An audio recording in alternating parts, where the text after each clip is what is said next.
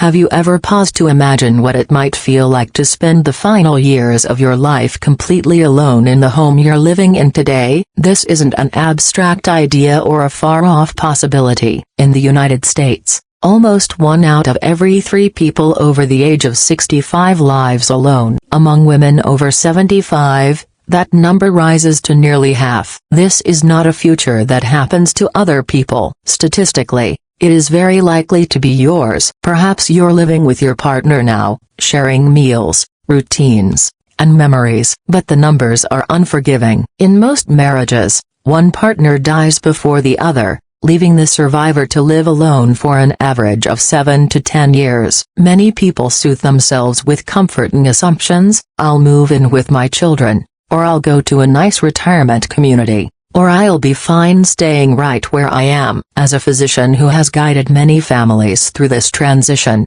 I need to be honest. These assumptions can be dangerous. Moving in with your children often means giving up space, privacy, and independence. Living in a small room, trying not to feel like a burden, adjusting to someone else's household rules. It's far harder than most people imagine. Assisted living facilities, on the other hand, usually don't accept people while they're still healthy and independent. And when the time finally comes that you truly need that level of care, you may no longer be mentally or emotionally able to make the decision for yourself. Staying alone in your current home carries its own risks. If something happens, it may be days before anyone notices. Is that really how you want your story to end? Here's a reality that's deeply unsettling. More than half of older adults who live alone say they go an entire week without speaking to another person. 1 in 3 doesn't even leave their home once a month. Think about what that means. It's a life that has effectively stopped, even though the body is still alive. The problem isn't aging by yourself. The problem is aging without preparation,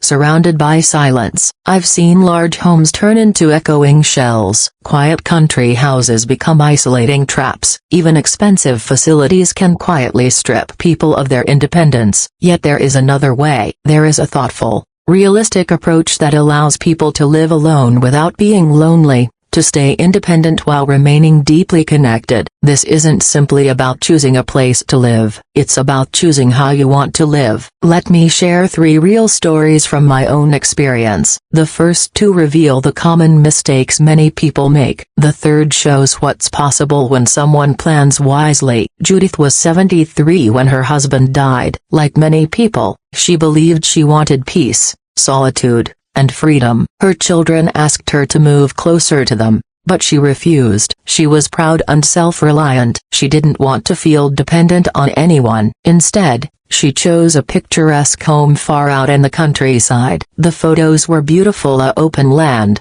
quiet mornings, uninterrupted stillness. At first, it felt perfect. She gardened, read in the evenings, and enjoyed the silence. But slowly, that silence began to change. Days went by without hearing another human voice. She later told me she started to forget what her own voice sounded like. At night, every sound of the wind, the branches, insects outside felt overwhelming. Sleep became difficult. The loneliness settled into her chest like a weight. Then practical problems emerged. A simple trip to the store took well over an hour. When she felt chest discomfort one day, she dismissed it because she was afraid of the long drive. One night, the pain became frightening. She called for help, but emergency services took nearly 2 hours to reach her remote home. Thankfully, it wasn't a heart attack. But that night, she understood something clearly. If she stayed there, she would truly be alone. Within months, she was diagnosed with severe depression. She moved back to the city within the year. She once said to me, "Living alone is manageable. Being abandoned by the world is not." David's experience went in the opposite direction. He lost his wife at 68 and didn't want to burden his children. Together,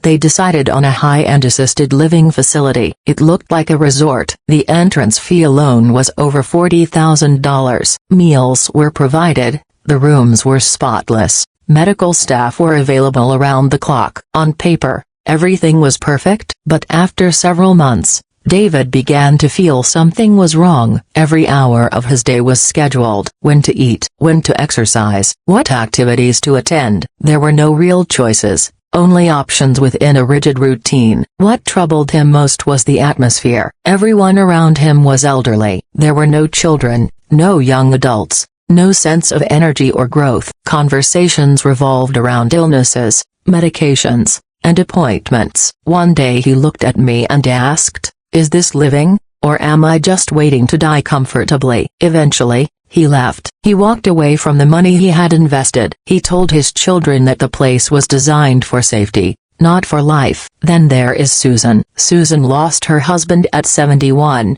but she didn't rush into a decision. She researched. She visited different communities. She spoke directly to people who already lived there. In the end, she chose something modest, a small one-bedroom apartment in a quiet suburb. What mattered wasn't the apartment itself, but where it was placed. Her home was a short walk from a senior center, a nearby park, and a grocery store. Everything she needed for daily life was within reach. She didn't just choose housing, she chose connection. Her mornings often began with a walk to a class at the senior center. Lunch was shared with friends. Afternoons were spent strolling through the park, greeting familiar faces. In the evenings, she joined a class or shared tea with neighbors who also lived alone. She once told me, "I live by myself, but I'm never lonely. My home is small, but my life feels full." These stories reveal something essential. There is a huge difference between solitude and isolation. Judith was isolated. David was surrounded by people but stripped of purpose. Susan lived alone,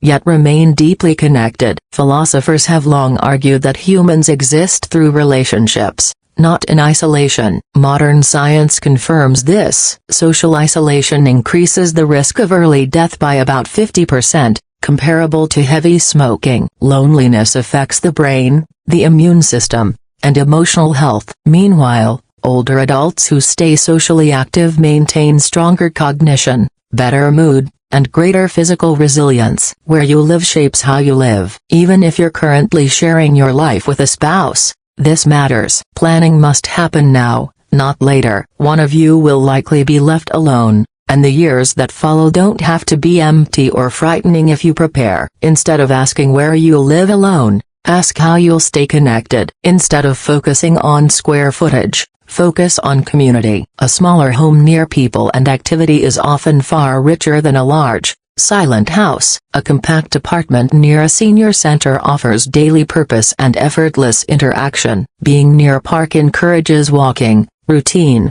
and familiar faces. Living closer but not insidia, the home of your children preserves independence while keeping support nearby. The first step is simple. Look up the senior centers in your area. Visit one. Walk through nearby neighborhoods. Talk openly with your children about living close rather than together. These choices don't limit your freedom, they protect it.